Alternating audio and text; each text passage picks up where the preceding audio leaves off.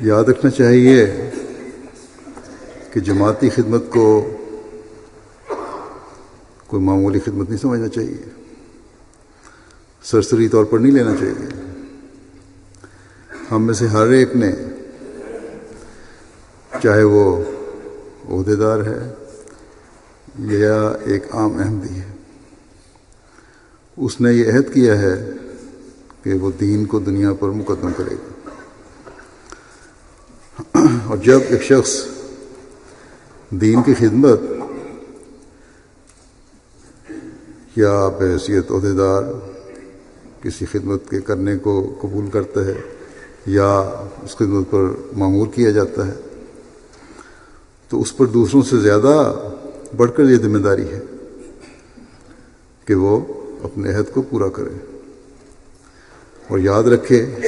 کہ یہ عہد اس نے اللہ تعالیٰ سے کیا ہے،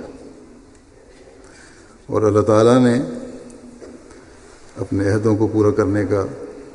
کئی جگہ قرآن کریم میں ذکر فرمایا ہے۔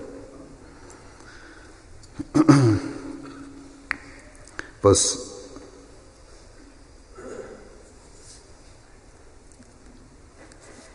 ہمیشہ یاد رکھیں، اللہ تعالیٰ نے یہ بڑا واضح فرمایا ہے کہ تمہارے سپرد کی گئی امانتیں جن کو تم قبول کرتے ہو تمہارے عہد ہیں، بس اپنی امانتوں اور اپنے عہدوں کو پورا کرو۔